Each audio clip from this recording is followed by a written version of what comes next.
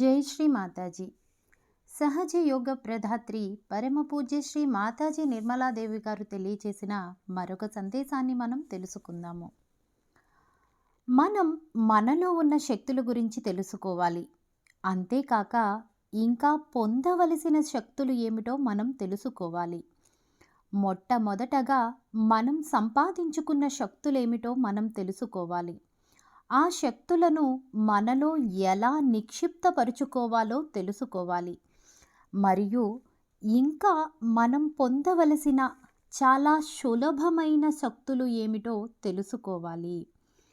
మొదటి శక్తి, ఆత్మ సాక్షాత్కారం పొందిన వెంటనే మీరు పొందే శక్తియే ఈ భూమి మీద అత్యంత ఉన్నతమైన శక్తి. ఇదే శ్రీ గణేశుని యొక్క శక్తి.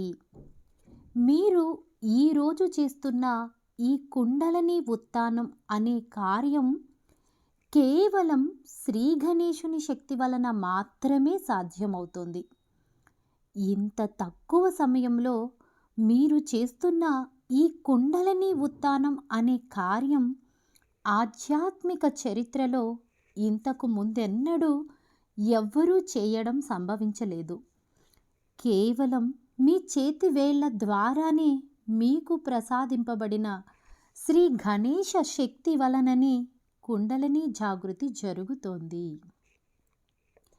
మీరు ఎవరికైనా ఆత్మసాక్షాత్కారం ఇస్తున్న సమయంలో ఒకవేళ మీ చక్రాలలోనైనా అవరోధాలు ఉన్నప్పటికీ, మీరు ఏదైనా సమస్యతో బాధపడుతున్నప్పటికీ, మీరు ఒక మంచి సహజ యోగి అయి ఉండకపోయినప్పటికీ, మీరు శ్రీ మాతాజీకి అంతగా శరణాగతులు కాకపోయినప్పటికీ కూడా మీరు మీ చేతివేళ్ల ద్వారా కుండలినిని ఉత్థానం చేయగలరు. మీపై మీకు నమ్మకాన్ని పెంపొందించడానికి, కుండలినిని ఉత్థానం చేయగలం అనే ఆత్మవిశ్వాసాన్ని మీలో బలపరచడానికి, మీరే కుండలినిని ఉత్థానం చేస్తున్నారు అనే భావన మీలో కలగకుండా ఉండడానికి, మీలోనే ఉన్నటువంటి శ్రీ గణేశుడే మీకు ఈ తాళం చెవిని అంటే గణేశ తత్వాన్ని ప్రసాదించాడు.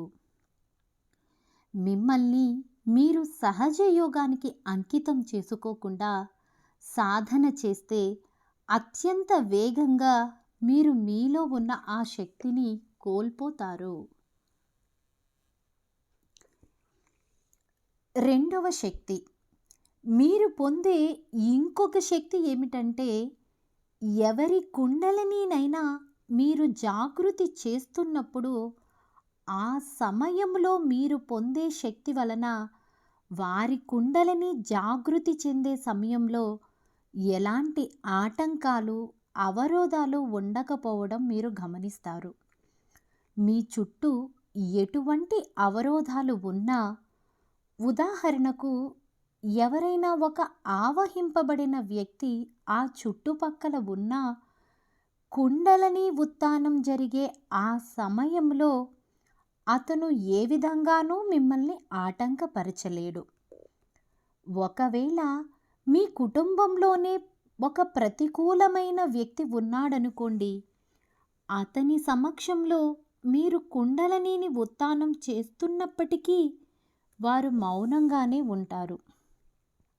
మీరు మీ చేతుల ద్వారా కుండలిని ఉత్థానానికి ఉపయోగించే శక్తి అంతటి మహిమాన్వితమైనది.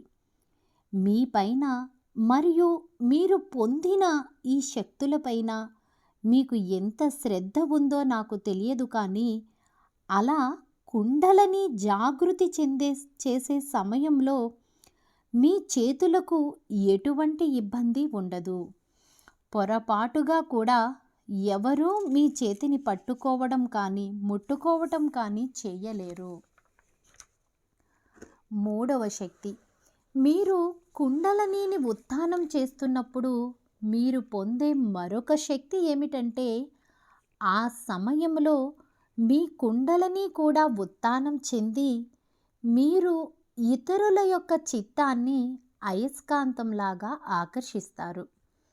దాని ద్వారా మనం తెలుసుకోవలసినది ఏమిటంటే, కుండలనీని మీరు ఎప్పుడు కావాలనుకుంటే అప్పుడు ఉత్తానపరుచుకోవచ్చు అని. మీరు వేరొకరి కుండలినీని ఉత్తానపరుస్తున్న సమయంలో ఏవైనా రణగుణ ధ్వనులు వినపడుతున్నా, ఉదాహరణకు మీరు రైలులో ప్రయాణం చేస్తున్నారు.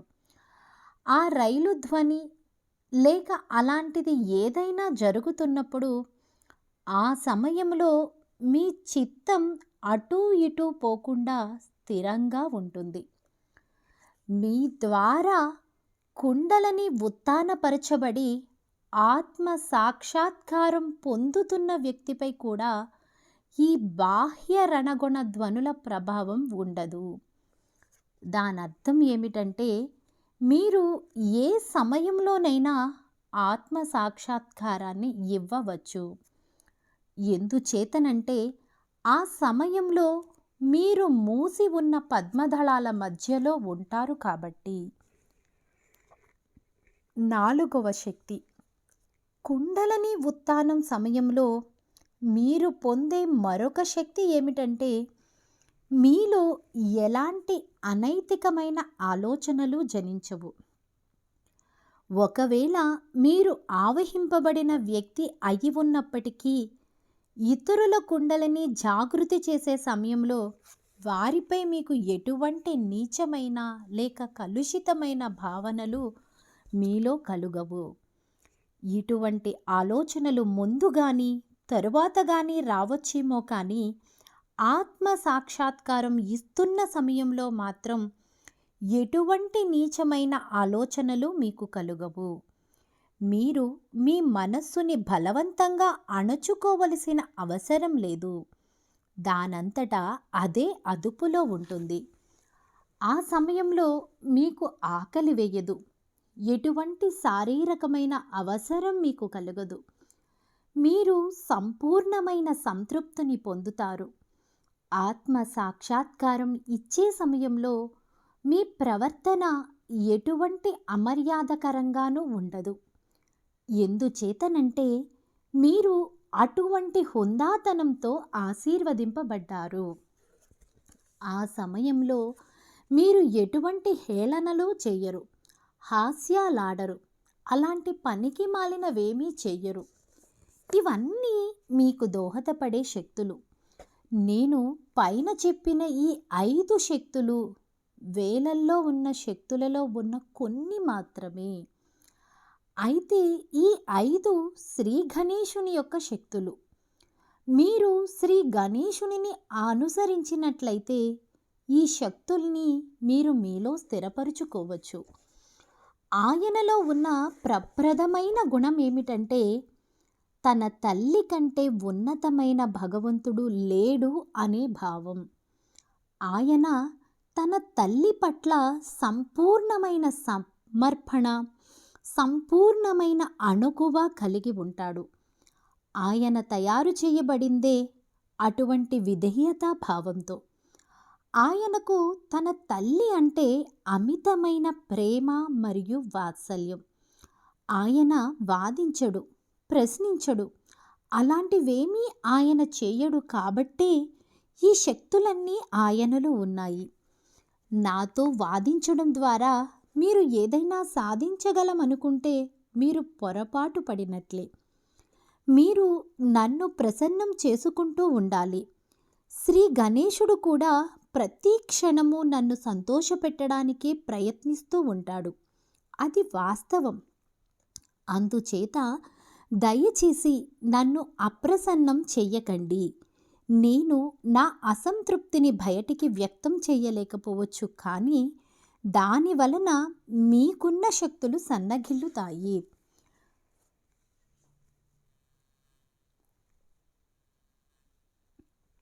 గణేశునికి ఉన్న 5వ శక్తి అతనిలో ఉన్న వివేకము. ఆయనకు తెలిసిన జ్ఞానాన్నంతా ఆయన చిత్రీకరించగలడు, వ్రాయగలడు. మీలో కూడా ఆ శక్తి ఉంది. మీరు అవతలి వ్యక్తి యొక్క కుండలినీని జాగృతం చేస్తున్నప్పుడు మీరు మాట్లాడే విధానం అతనిని వివేకవంతంగా చేస్తుంది. ఇకపోతే ఆదిశక్తి యొక్క 3 శక్తులు మీలో పనిచేస్తుంటాయి. అందులో ఒకటి మీ యొక్క స్వచ్ఛమైన కోరికలను గురించిన సమగ్రమైన మరియు సరియైన అవగాహనను ఇస్తుంది. మీ యొక్క కోరికలు సరైనవి అయినట్లయితే అటువంటి కోరికలన్నీ కూడా ఈ శక్తి వలన నెరవేరబడతాయి. అలా నెరవేరబడాలంటే మీకున్న కోరిక పరిశుద్ధమైనదై ఉండాలి. ఉదాహరణకు ఇప్పుడు సహజ యోగులు వారికి ఒక ఆశ్రమం ఉండాలని కోరుకుంటున్నారు.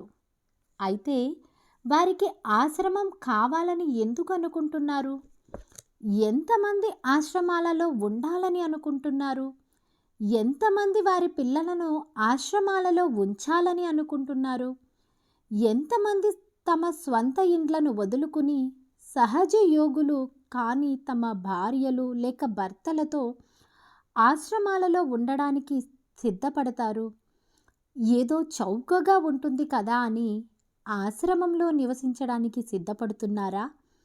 ఆశ్రమం కావాలనుకోవడంలో మీ ఉద్దేశ్యం ఏమిటి? మీరు ఆశ్రమం కావాలని ఎందుకు కోరుకుంటున్నారో ఒక నిర్ధారణకు వచ్చారా? ఒకవేళ మీ కోరిక శుద్ధమైనది అయినట్లయితే అది 100% నెరవేరబడుతుంది. మీ హృదయానికి బంధం ఇచ్చుకోవడం ద్వారా అటువంటి శక్తిని మీరు సాధించగలరు. మీలో అటువంటి కోరిక ఉన్నట్లయితే దానిని చెప్పుకుని మీ హృదయానికి సమర్పించుకోండి. అంటే దానిని మీరు హృదయపూర్వకంగా కోరుకుంటున్నట్లు దాని అర్థం. అలా 7 సార్లు కేవలం బంధనివ్వండి. మీ పని పూర్తి అయినట్లే. అలా అని మీరు పనికి మాలిన విషయాలన్నింటికీ దీనిని ఉపయోగించకండి. అలా ఉపయోగించినట్లయితే ఈ శక్తి మీలో నుండి వెళ్ళిపోతుంది. కేవలం అత్యున్నత స్థాయి విషయాలకు మాత్రమే ఈ శక్తిని ఉపయోగించుకోండి. ఇక మీలో ఉన్న ఆదిశక్తి యొక్క 2వ శక్తి అదేమిటంటే మీ అంతటా మీరుగా జ్ఞానవంతులైన మరియు సహజ లక్షణాలు ఉన్నవారిని కలుసుకుంటారు. మీరు చదివే పుస్తకాలు కూడా అటువంటి సహజ విజ్ఞానానికి సంబంధించిన పుస్తకాలనే చదువుతారు. ఒకవేళ మీరు వేరే పుస్తకాలు ఏవైనా చదవడానికి ప్రయత్నించినా దానిలో ఎటువంటి శుద్ధ విద్య లేదని మీరు తెలుసుకుంటారు. ఆ విధంగా మీ మేధస్సును పదును పెట్టుకుంటారు. మీరు మాట్లాడడం మొదలుపెట్టినప్పుడు ప్రజలు ఆశ్చర్యపోతారు. ఇంతకు ముందు ఎప్పుడూ మాట్లాడని వారు ఎంతో అద్భుతంగా మాట్లాడటం మొదలు పెడతారు. పద్యాలు అంటే ఏమిటో కూడా తెలియని వారు పద్యాలు రాయటం మొదలు పెడతారు. అలాగే లలిత కళలంటే తెలియని వారు కూడా వాటిలో ప్రావీణ్యం పొందుతారు. అయితే పైన చెప్పుకున్న ఆదిశక్తి యొక్క మొదటి శక్తి లేక మహాకాళి శక్తి వలన మీ చుట్టూ ఉన్న వారి యొక్క ప్రేమను మీరు పొందుతారు. వారందరూ కూడా ఒక అయస్కాంతంలాగా మీ పట్ల ఆకర్షింపబడతారు. మీరు ఎల్లప్పుడూ ఆత్మజ్ఞానుల చేత మరియు దేవదూతల చేత నడిపించబడతారు. మీ కళ్ళ ఎదురుగా ఎవరైనా వ్యక్తి ప్రమాదానికి గురయ్యే పరిస్థితిలో ఉంటే ఆ విషయం మీకు ముందే అవగతమయ్యి వారు ఆ యాక్సిడెంట్ జరిగే మార్గంలో వెళ్లకుండా ఆపగలరు. ఒకవేళ మీరే ప్రమాదానికి గురయ్యే పరిస్థితిలో ఉంటే మీ వలన మిగతా వారు కూడా రక్షింపబడతారు. మీకు యాక్సిడెంట్లు జరిగే పరిస్థితి రానే రాదు. ఒకవేళ వచ్చినా కూడా మీరు అంతగా గాయపడరు. ఇది చాలా ఆశ్చర్యకరమైన విషయం. కేవలం మీరు ఆదిశక్తి యొక్క సంతానం కావడం వలననే మీకు ఈ శక్తులన్నీ కూడా ప్రాప్తించాయి. విశ్వవ్యాప్తమైన పరమాత్ముని యొక్క సూక్ష్మమైన శక్తి మీ అందరిలోని ప్రతి వ్యక్తి యొక్క సంక్షేమాన్ని పరిరక్షిస్తూ ఉంటుంది. మీరందరూ ఆ విధంగా గుర్తింపబడి ఉన్నారు. ఆ ముద్ర మీ అందరిపై ఉంది. కాబట్టి మీలోని శుద్ధ ఇచ్చకు ఉన్న ఆ శక్తియే మిమ్మల్ని కాపాడుతూ ఉంటుంది. ఈ యొక్క శక్తి ఎంత గొప్పదంటే మిమ్మల్ని సంపూర్ణంగా నడిపిస్తూ ఉంటుంది. మీ బాగోగులు చూసుకుంటుంది. మీకు ప్రశాంతతను కలిగిస్తుంది. అంతేగాక సహజ యోగం మీద మీకు బలీయమైన విశ్వాసాన్ని కలిగిస్తుంది. అంతిమంగా మీరు సహజ యోగానందంతో మీరు పరిపూర్ణంగా నింపబడి ఉంటారు. మరియు మీరు సహజ యోగాన్ని తప్ప దేనిని ఇష్టపడరు. మీకు సంబంధించింది ప్రతిదీ సహజ యోగమే. కానీ ఒక్కొక్కసారి మనం మన ఈ అహంకారంతో గుర్తింపబడి మనలోని అహంకారాన్నే మనం సహజ యోగం అని అనుకుంటాము. ఇటువంటి వారిని నేను చాలాసార్లు చూశాను. చాలామందికి అటువంటి సహజ యోగమే నచ్చుతుంది. ఎందుచేతనంటే అది వారిలో ఉన్న అహంకారాన్ని ప్రతిబింబిస్తుంది. కానీ అలాగ ప్రతిబింబిస్తున్న అహంకారం వారి నుండి విడిపోయి తిరిగి వారు వాస్తవంలోనికి రావాలి. మన దైనందిన జీవితంలో సహజ యోగులు ఒకరినొకరు కలుసుకున్నప్పుడు, ఒకరితో ఒకరు మాట్లాడుకున్నప్పుడు ఆ ఆనందం వర్ణనాతీతం. అదెలా ఉంటుందంటే సముద్రంలోని అలలు ఒకదాని తరువాత ఒకటి ఆనందంతో ఎగిసి పడుతున్నట్లుగా ఉంటుంది. మీలో ఉన్న ఈ శక్తి సర్వవేళలయందు పనిచేస్తూ ఉంటుంది. మిమ్మల్ని ప్రేమిస్తుంది. మీ బాగోగులు చూసుకుంటుంది. మధ్యస్థమైన ఈ శక్తి ద్వారానే మీరు ప్రజలకు ఆత్మ సాక్షాత్కారాన్ని ఇవ్వగలుగుతున్నారు. వారి యొక్క చక్రముల స్థితిగతులను చెప్పగలుగుతున్నారు. మీ చక్రాలను మీరు సరిదిద్దుకోగలుగుతున్నారు. ఇదంతా కూడా మీలో ఉన్న ఈ శక్తి వలననే జరుగుతుంది. ఈ శక్తి వలననే మీ యొక్క అభీష్టం నెరవేరడానికి అతి గొప్పగా పనిచేస్తుంది. మీరు ఈ విధంగానే ఉండాలి. మీరు అనుకుంటే మీరు అలాగే ఉండగలరు. మీరు ఎంతో ఆనందంగా జీవించాలనుకుంటే అది అలాగే జరుగుతుంది. మీలో పరివర్తన జరగాలంటే అది మీ చేతులలోనే ఉంది. మిమ్మల్ని మీరు ఎటువంటి కష్టం లేకుండా సంస్కరించుకోవాలంటే ఈ మధ్యస్థ శక్తి అయిన మహాలక్ష్మి శక్తి ద్వారానే సాధ్యపడుతుంది. దానివలన మీకు మంచి ఉద్యోగాలు వస్తాయి. ఆర్థికంగా వృద్ధి పొందుతారు. మరియు అన్ని విధాలా బాగుపడతారు. అలాగని దేనిని మరీ అతిగా పొందరు. ఆ విధంగా మీరు పొందేదానితో సంతృప్తి చెంది ఆనందిస్తారు. తద్వారా మీ చిత్తం ఎప్పుడూ కూడా మధ్యస్థంగానే ఉంటుంది. మహాలక్ష్మి యొక్క అన్ని శక్తులు క్రమేపీ మీరు సాధిస్తారు. మహాలక్ష్మికున్న మిగతా ఎన్నో శక్తులను ఇంకా మీరు సాధించవలసి ఉంది. అయితే ముందుగా మీ సుషుమ్నా నాడి సంపూర్ణంగా శుద్ధిపరుచుకోవలసి ఉంటుంది. అందుకు మీరు జీవితంలో బంధరాహిత్యాన్ని అభివృద్ధి చేసుకోవాలి. ఈ బంధరాహిత్యాన్ని మీరు అభివృద్ధి చేసుకోనంత వరకు ఈ మహాలక్ష్మి శక్తులను మీరు పొందలేరు. ఉదాహరణకు స్వల్పమైన విషయాలలో కూడా, అంటే నాతో అనుసంధానింపబడటం లాంటివి. ఆఖరుకి ఇది కూడా బంధరాహిత్యంగా ఉండవలసిందే. హారతి కానీ అటువంటిది ఏదైనా సరే నేనే చేయాలని ముందుకు రావడం విషయంలో కూడా, ఆఖరుకి నన్ను మీ ఇంటికి భోజనానికి ఆహ్వానించడం లాంటి చిన్న విషయాలలో కూడా నేనే చేయాలి అనుకోవడం లాంటి విషయాల కోసం పాకులాడకూడదు. మీరనుకున్నట్లుగా అయితే మంచిది, అవ్వకపోయినా మంచిదే. మీరు నన్ను ఇంటికి తప్పక రమ్మని మీరు పిలవవచ్చు. ఒకవేళ నేను రాలేకపోయినట్లయితే మీకు కొద్దిపాటి అసంతృప్తి కానీ బాధ కానీ ఉండకూడదు.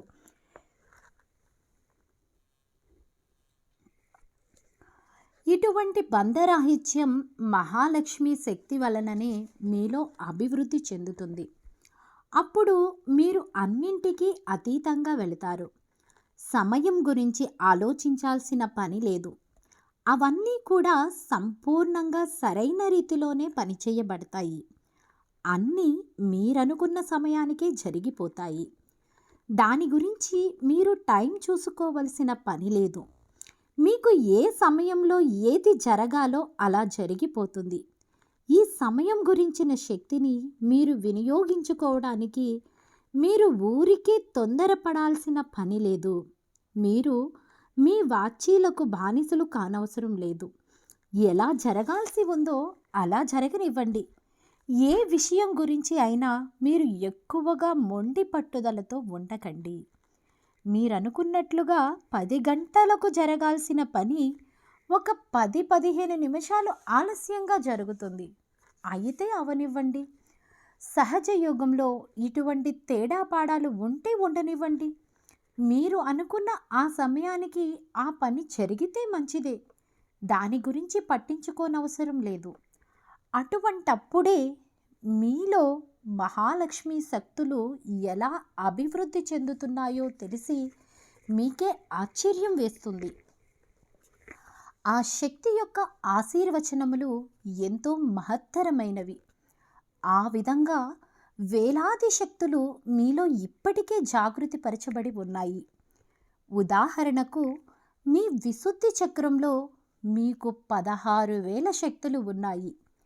ఈ 16,000 శక్తులు మీలో జాగృతం చేయబడి ఉన్నాయి. అయితే మీరు మాట్లాడుతున్నప్పుడు మీరు ఒక సహజయోగి అనే విషయం గుర్తుంచుకోవాలి. మీరు ఈ 16,000 శక్తులతో మాట్లాడుకున్నారు. ఏదైనా మీరు తింటున్నప్పుడు మీ నాలుక సహజయోగి యొక్క నాలుక అనే విషయాన్ని మీరు అర్థం చేసుకోవాలి.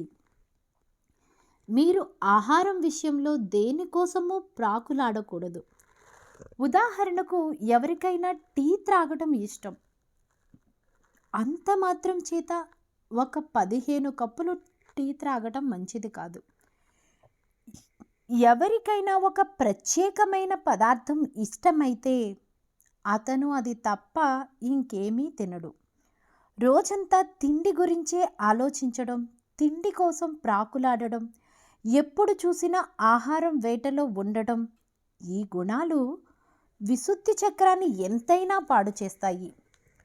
ఇకపోతే ఎవరి గురించైనా చెడుగా మాట్లాడడం, ఎవరి మీదైనా నాతో చాడీలు చెప్పడం మీ విశుద్ధి చక్రాన్ని పాడు చేస్తాయి. ఒకవేళ నేను అలా మిమ్మల్ని ఎవరి గురించి అయినా అడిగితే అది వేరే విషయం. అంతేకాని ఎప్పుడూ ఒకరి మీద ఒకరు చెడుగా చెప్పుకోవటం మీ విశుద్ధిని పాడు చేస్తుంది. సాధ్యమైతే ఎల్లప్పుడూ ఇతరుల గురించి మంచిగానే మాట్లాడండి. అలాగా అవతలి వారి గురించి మంచిగా చెప్పడం వలన మీకు వారికి కూడా మంచిది. ఉదాహరణకు మిస్టర్ ఎక్స్ అనే వ్యక్తి నా దగ్గరకు వచ్చి మిస్టర్ వై మీద ఏదైనా చెప్పాడనుకోండి, నేను దిగ్భ్రాంతి చెందుతాను. ఎందుచేతనంటే అంతకు ముందే మిస్టర్ వై నా దగ్గరకు వచ్చి మిస్టర్ ఎక్స్ చాలా మంచివాడని నాకు చెప్పాడు. అందుచేత ఇటువంటి పరిస్థితులలో ఎవరూ కూడా ఎన్నటికీ తమ గురించి గొప్పలు చెప్పుకోవడం మరియు వారిని వారు ఎక్కువగా తప్పుడు అంచనా వేసుకోవటం చేయకూడదు. ఆ విధంగా మీ యొక్క విశుద్ధి యొక్క శక్తులను మీరు కాపాడుకోగలరు. నా గురించి మాట్లాడకుండా ఉండటమే ఉత్తమమైన మార్గం. ఒకవేళ మాట్లాడదలుచుకుంటే అది ఖచ్చితంగా మంచి విషయమైనదిగా ఉండాలి. లేకపోతే మిమ్మల్ని మీరే కాదు, ఇతరులను కూడా బాధ పెట్టిన వారవుతారు. తరువాత మీరు నన్ను నిందించి ప్రయోజనం లేదు. ఆ విధంగా మీ యొక్క విశుద్ధి చక్రంలోని సమస్యలు పెరుగుతున్నాయి. పెరుగుతూనే ఉంటాయి. ప్రత్యేకించి మిమ్మల్ని మీరు తికమక పెట్టుకోవడం మరియు మీలో మీరు యుద్ధం చేసుకోవడం, అంతేకాకుండా మీ రాక వలన సహజ యోగం ఎంతో లాభపడింది అని మీరు అనుకుంటే మీ విశుద్ధి చక్రంలో సమస్య వస్తుంది. సహజ యోగం వలన మీరు లాభపడ్డారు, కానీ మీ వలన సహజ యోగం పొందినది ఏమీ లేదు. సహజ యోగం తనంతట తానే నిర్వహించుకోగలదు. దానికి మీ సహాయం అవసరం లేదు. ఏదైనా ఒక సత్యం అనేది ఉందంటే ఆ సత్యాన్ని మీరు అంగీకరించడం వలన మీ స్థితి లేక మీ స్థాయే పెరుగుతుంది. అంతేకాని ఆ సత్యం యొక్క స్థితి కానీ స్థాయి కానీ కాదు. సహజ యోగానికి మీరేదో వరగబెట్టినట్లు, లేక మీరు సహజ యోగంలోనికి వచ్చినందుకు భగవంతునికి ఉపయోగపడుతున్నట్లు అలాంటి అభిప్రాయాలను మీరు మీ బుర్రలలో నుండి వెంటనే తీసివేయండి. మీరు భగవంతునికి ఏదో ఒక పెద్ద ఉపకారం చేసినట్లుగా మీరు అభిప్రాయపడకూడదు. అందుచేత మీరు ఎవరి గురించి అయినా ఒక అంచనాకి వచ్చినప్పుడు మిమ్మల్ని కూడా భగవంతుడు అంచనా వేస్తుంటాడని మీరు తెలుసుకోవాలి. భగవంతుడు ఇచ్చే తీర్పులో మీ గొప్పతనానికి మీరు ఇచ్చుకునే మార్కులు కానీ, లేక మీరు వేరే వారికి వేసే మార్కులు కానీ ఆయన లెక్కల్లోనికి రావు. చిట్ట చివరకు మీరే స్థాయిలో ఉన్నారో అనే విషయం భగవంతుని యొక్క తీర్పుకు లోబడి ఉంటుంది. ఈరోజు సహజ యోగంలో ఉండే చాలామంది వారు చాలా గొప్పవారమని, గొప్ప సహజ యోగులమని అనుకునేవారు ఉండవచ్చు. అంత మాత్రం చేత వారు అలా కాకపోవచ్చు.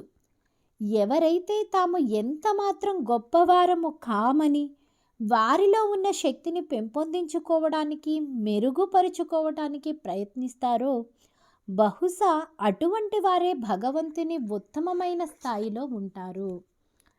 అలా ఉంటే మీరు తలక్రిందులయ్యి మీ కుండలిని తిరిగి ఆమె యథాస్థానంలోనికి వెళ్ళిపోతుంది. అందుచేత విశుద్ధి చక్రాన్ని సరిగా ఉంచుకోవటం అనేది కూడా అంత సులభమైనది కాదు అని చాలామంది అభిప్రాయం. అయితే మీరు సాక్షి స్థితిలో ఉండగలిగితే అది చాలా సులభమైనది. అది ఎప్పుడు సాధ్యమవుతుందంటే మీరు ఆత్మ సాక్షాత్కారం పొందిన తరువాత మీరు చేసే ప్రతి పని, లేక చేయాలనుకున్న లేక ఎదుర్కొంటున్న విషయాన్ని నిర్విచారతను అభివృద్ధి చేసుకోవటం అలవాటు చేసుకుంటే సాధ్యమవుతుంది. మీరు దానిని అలవాటు చేసుకోవటం మొదలు పెడితే మీరు ఆశ్చర్యపోయేటంతగా మీలో సాక్షితత్వం మెరుగవుతుంది. మీరు ఉన్నత స్థాయికి చేరుకుంటారు. మీలో పరివర్తన రానంత వరకు మీ జీవితానికి పరమార్థం లేదు అనేది మీరు తెలుసుకోవటం చాలా ముఖ్యమైన విషయం. అంతవరకు మీరు ఎలా ఉన్నారో అదంతా కూడా వ్యర్థమే. మీరు ఎంతవరకైతే పరివర్తన చెందుతారో దాని వలన కొంతవరకైనా ప్రయోజనం ఉంది. మీరింతవరకు ఎలా ఉన్నారో ఆ వ్యక్తిత్వంతో మీరు గుర్తించబడకండి. అయితే మీరు ఎలా ఉండవలసి ఉందో అలా ఉండడానికి ప్రయత్నం చేయండి. అందుచేత మీరు పొందిన ఈ శక్తి వలన మీరు ఎలా ఉండదలుచుకున్నారో అలా ఉండడానికి సాధ్యపడుతుంది. కానీ కొంతమంది వ్యక్తులు చాలా విచిత్రంగా ఉంటారు. వారిని మీరు ఏమి కాదలుచుకున్నారు అని అడిగితే మేము గాడిదలను కాదలుచుకున్నాము అని అంటారు. అటువంటి మూర్ఖులు, అవివేకులు సహజ యోగానికి పనికిరారని మీరు తప్పక తెలుసుకోవాలి. అటువంటి మూర్ఖులు, పనికి మాలిన వారి వెనకాల మనం పరిగెత్తడం అర్థం లేని పని. తరువాత వారే తిరిగి వస్తారు. మీరు మాత్రం మీ చిత్తాన్ని మంచి విషయాలపై ఉంచండి, చెడు విషయాలపై కాదు. సాధారణంగా చెడు స్వభావం ఉన్నవాని దృష్టి ఎప్పుడూ కూడా అలాంటి స్వభావం ఉన్న వారిపైనే ఉండటం నేను చూశాను. ఎక్కడైనా ఒక దుష్ట స్వభావం ఉన్నవారు తారసపడితే అటువంటి దుష్ట స్వభావం కల వ్యక్తి వెంటనే అతని దగ్గరకే వెళ్ళి మాట్లాడటం మొదలు పెడతాడు. అతని యోగక్షేమాలు తెలుసుకుంటాడు. అతని మీదే సానుభూతి చూపిస్తాడు. అటువంటి వానినే ఇష్టపడడం లాంటి పనులను చేస్తాడు. అటువంటి వ్యక్తి పూర్తిగా దుష్టశక్తుల ప్రభావం చేత ఆవహింపబడి ఉన్నాడు అనడానికి సంకేతం. సరే, మీరు ఒకవేళ అలా ఆవహింపబడిన వ్యక్తి అయినట్లయితే, లేక అటువంటి దుష్టుల ప్రభావంలో పడినా మీ పని అయిపోయినట్లే. మీరు ఉంటే సముద్రంలోనైనా ఉండాలి, లేక బయట అయినా ఉండాలి. అంతేకాని సముద్రంలోనూ బయట రెండు చోట్ల ఎలా ఉండగలరు? అందుచేత మీరు అటువంటి పరిస్థితుల నుండి బయటపడటమే ఉత్తమం. ఒకవేళ మీరు సముద్రంలోనే ఉండదలుచుకుంటే మీరు తప్పక ఈత నేర్చుకుని ఉండాలి. మరియు మీరు ఆ ఈతలో ప్రావీణ్యం ఉన్నందుకు గర్వపడాలి. అలా కాకపోతే సముద్రంలో ఉండాలనుకోవటం అర్థం లేనిది, ప్రయోజనం లేనిది. ఇప్పుడు మీరు స్వస్థతను కలిగించే శక్తులను పొంది ఉన్నారు. ఆ విషయం మీకు తెలుసు.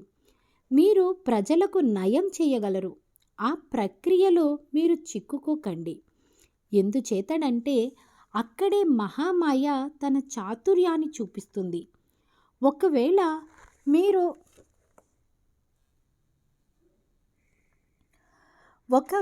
మీరు మీ బావగారి కోసమో, మామగారి కోసమో, అత్తగారి కోసమో ఇలాంటి ఎవరి కోసమైనా తలజూర్చి చికిత్సలు, నివారణలు చేయడం మొదలు పెడితే అప్పుడు నేను మీకున్న శక్తులను ఆపివేస్తాను.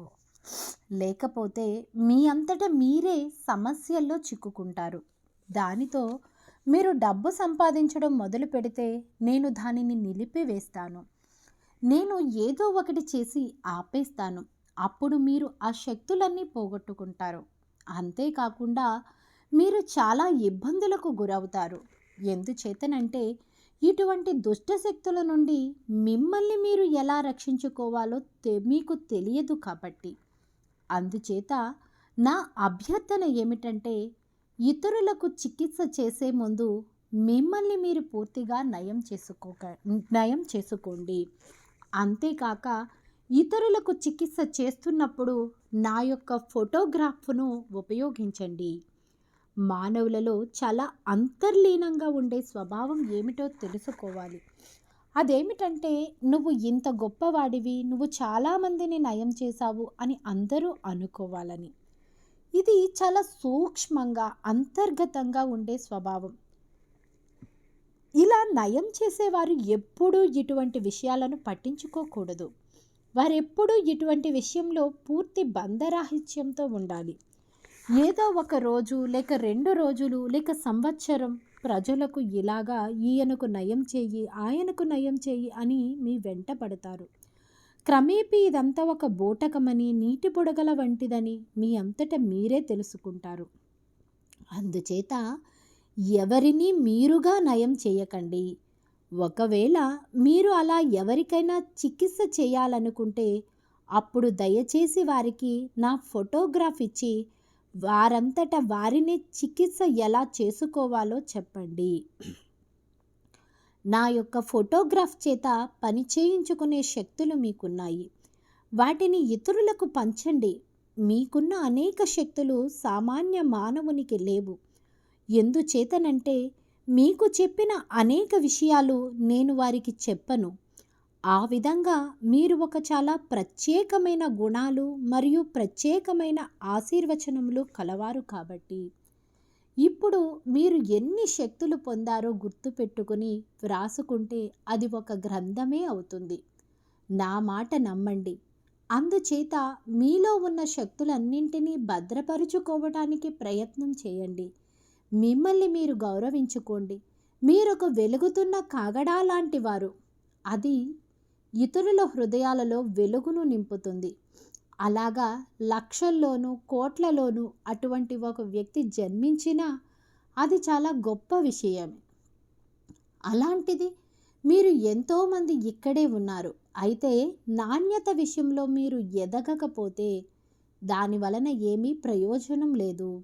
అందుచేత మీ ధ్యాన స్థితి విషయంలో నాణ్యత పెంపొందించుకోవాలి. మీరంతా ఎవరికి వారే మీలోని నాణ్యతను పెంచుకోవాలి. ఇతరులను విమర్శిస్తూ కాకుండా, ఇతరులలో పొరపాట్లను ఎత్తి చూపించకుండా, ఎవరికి వారు వారి స్వీయ సామర్థ్యాన్ని అర్థం చేసుకోవాలి. మరియు మీరు ఇతరులకు ఎంత ఇవ్వగలిగారు, మీరు పొందిన స్థితిని మీరు ఎంతవరకు అభివ్యక్తీకరింపగలుగుతున్నారు అని తెలుసుకోవాలి. సూర్యుడి మీద, చంద్రుని మీద, సముద్రం మీద, అలల మీద, అలా అన్నింటి మీద మీరు పట్టు సంపాదించుకున్నారు. అయితే అది సాధించడానికి ఇంకా మీరు కొంత సాధన చేయవలసి ఉంటుంది. అదేమిటో నేను మరొక సమయంలో చెప్తాను. లేకపోతే ఇప్పుడే మీరు వాటన్నింటినీ మీ అజమాయిషీలో ఉంచుకుని కొండెక్కి కూర్చుని ఫోజులు కొడతారు. ఉత్తమమైన మార్గం ఏమిటంటే ముందుగా మీరు మానవుల మీదే పనిచేయటం మొదలుపెట్టండి. అప్పుడు మిగతా శక్తులు మీకు ఇస్తాను. అవేమిటో మీకు చెప్తాను. ఈ శక్తులను ఇంతకు మునుపే మీలో జాగృతి పరుచుకున్నారు. కానీ ఆ శక్తులను ఎలా ఉపయోగించుకోవాలో, ఆ ట్రిక్ ఏమిటో మాత్రం మీకు ఇంతవరకు చెప్పలేదు. అందుచేత వాటిని నా దగ్గర ఉంచుకోవటమే మంచిది.